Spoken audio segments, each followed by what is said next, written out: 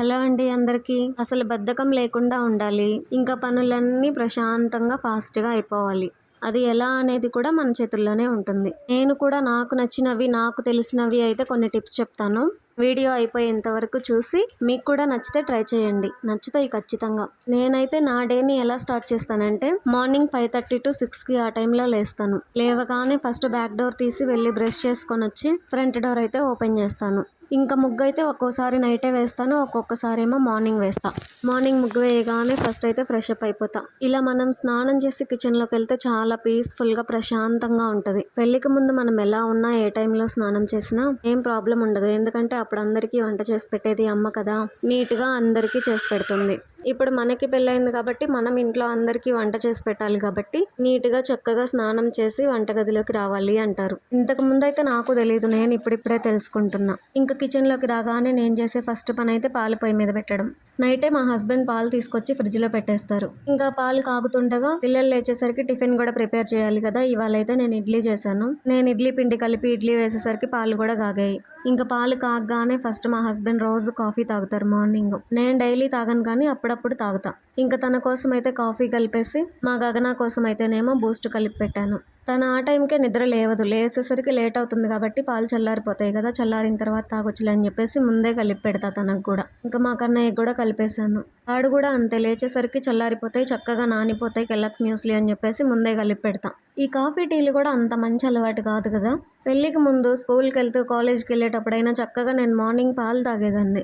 పెళ్లి తర్వాత ఈ కాఫీ టీలు ఎలా అలవాటు చేసుకున్నానో కానీ అప్పుడప్పుడు ఈ మధ్య 4 రోజులకు ఒకసారి తాగుతూనే ఉన్నా. మా ఇంటి దగ్గర కాగడ మల్లెల చెట్టు ఒకటి ఉంది.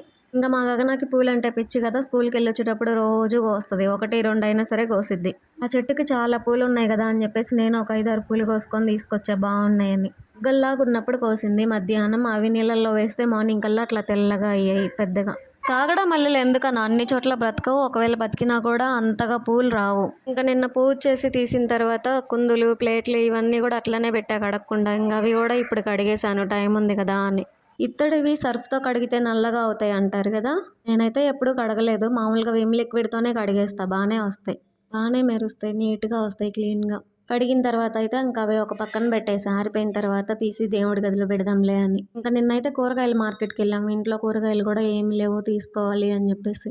అక్కడ విడివిడిగా ఇలా సపరేట్గా ప్యాకెట్లలో బిర్యానీ స్పైసెస్ అన్నీ ఉన్నాయి. బిర్యానీ స్పైసెస్ అన్నీ ఉన్న ప్యాకెట్ ఒక్కటి తీసుకుంటే అందులో ఓన్లీ బిర్యానీ ఆకులే ఎక్కువ వస్తున్నాయి, రిమైనింగ్ అంతా తక్కువ వస్తున్నాయి. ఒక్కసారిగా అయిపోతుంది ఎందుకులే అని చెప్పేసి ఇలా అన్నీ విడివిడిగా తీసుకున్నా.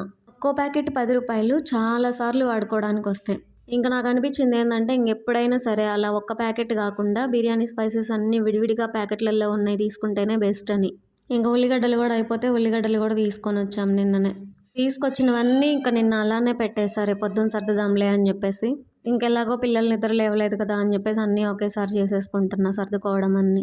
ఎప్పుడైనా సరే సర్దుకోవాల్సింది మనమే, ఇంకంతే పెట్టుకొని ఎందుకులే అని చెప్పేసి ఇంకా టైం ఉందిగా అని సర్దేస్తున్నా ఒకేసారి అన్నీ. టమాటాలు కూడా చాలా బాగున్నాయి అని చెప్పేసి తక్కువ రేట్కే వస్తున్నాయి కానీ ఒక 50కి తీసుకొని వచ్చాము, 50కి 3 కేజీలని. ఇంకా అవి కూడా బాగున్నాయి ఒక దాంట్లో, బాగలేని ఒక దాంట్లో, అన్నీ ఒకేసారి సర్దేశా.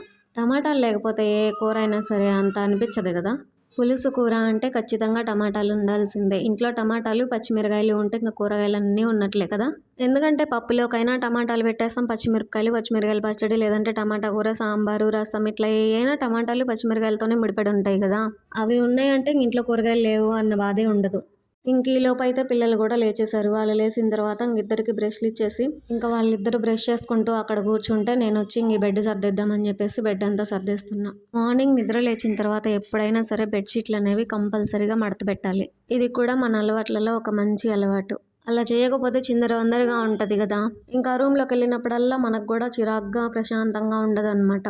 ఎప్పుడైనా సరే మన బెడ్, మన ఇల్లు, మనం ఉండే చోట నీట్గా ఉంటేనే మనకు కూడా ప్రశాంతమైన ఆలోచనలు, పీస్ఫుల్గా ఉంటుంది.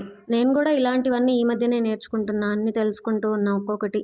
ఇంకా తర్వాత మార్కెట్ నుండి వచ్చేటప్పుడే సపోటాలు కూడా తీసుకొని వచ్చాము. అవి అయితే కింద పెట్టేసరికి సంచిలో అవి అడుగు నుండిపోయాయి. పైనేమో ఉల్లిగడ్డలు, టమాటాలు ఇవన్నీ లాస్ట్ తీసుకునేసరికి ఇంకా అవి నలిగిపోయాయి. మొత్తం 9 సపోటాలు ఏమో వస్తే 4 సపోటాలు ఊరికనే నలిగిపోయినాయి. ఇంకా ఇంటికి తీసుకురాగానే నేనే తినేసి ఇంకా రిమైనింగ్ అట్లా బాక్స్లో పెట్టేసా. పిల్లలకైతే ఇంకా టిఫిన్ పెట్టేసి ఇంకా టైం ఉంది కదా అని కూరగాయలు కూడా అన్నీ కలిపి ఉంటే సపరేట్గా చేసి ఫ్రిడ్జ్లో పెట్టేసా. కూరగాయలు కూడా పెద్దగా మరిన్ని ఏం తీసుకోలేదు, తక్కువనే తీసుకున్నా. కాకరకాయలు, వంకాయలు, టమాటాలు, పచ్చిమిర్చి ఇంతకు మించి తీసుకోలేదు. ఇంకా అవే అప్పుడు నైట్ సర్దలేదు కాబట్టి ఇప్పుడు సర్దేస్తున్నా అన్ని. మార్కెట్లో జనాలు కూడా బాగున్నారు, అసలు కూరగాయల రేట్లు కూడా చాలా చాలా చెప్తున్నారు. ఇంకా అవన్నీ సర్దుకోవడం అయిపోయిన తర్వాత ఇంకా మొన్న ఈ మధ్య మైసూర్ బోండా రెసిపీ ఒకటి చూసా. అది ఈవినింగ్ చేద్దామని చెప్పేసి ట్రై చేద్దామని పిండి అయితే కలుపుతున్నా.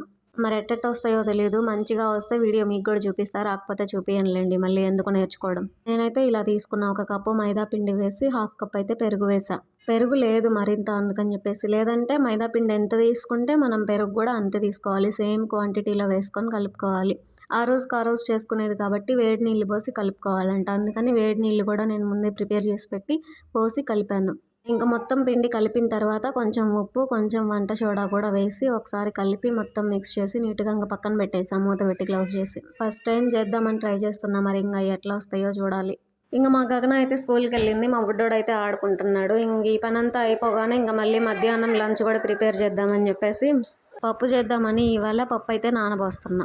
ఇవి కూడా ఇంకా నిన్న మార్కెట్లోనే తీసుకున్నా ఆకుకూరలు, పాలకూర, తోటకూర, గోంగూర తీసుకున్న. పాలకూర పప్పు చేద్దామని ఇవాళ ఇంకా పాలకూర అయితే కట్ చేసా. ఆకుకూరలు కట్ చేయక ముందే కడుక్కోవాలి, నీట్గా వాష్ చేసుకున్న తర్వాత కట్ చేసుకోవాలి, లేదంటే అందులో ఉన్న విటమిన్స్, ప్రోటీన్స్ అన్నీ పోతాయంట. కాబట్టి నేనైతే ఎప్పుడు ఇంతే, ఆకుకూరలు ఫస్ట్ కడగగానే తర్వాత కట్ చేస్తాను. కట్ చేసిన తర్వాత ఇంకా పప్పులో అయితే పెట్టేసి 1 ఉల్లిపాయ, కొంచెం కారం, చింతపండు నానేసి ఇంకా పొయ్యి మీద పెట్టేసా.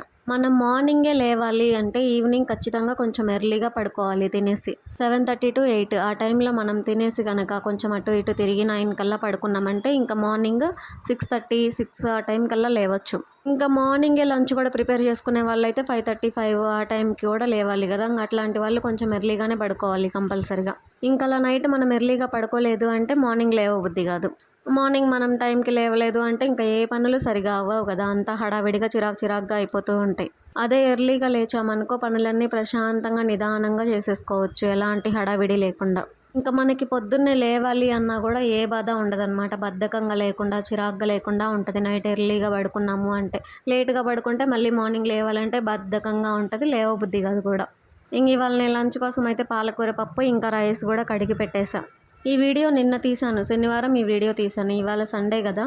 నిన్న వీడియో తీసుకుంటే ఇవాళ ఎడిట్ చేసుకొని పోస్ట్ చేయడానికి ఈ టైం పట్టింది నాకు.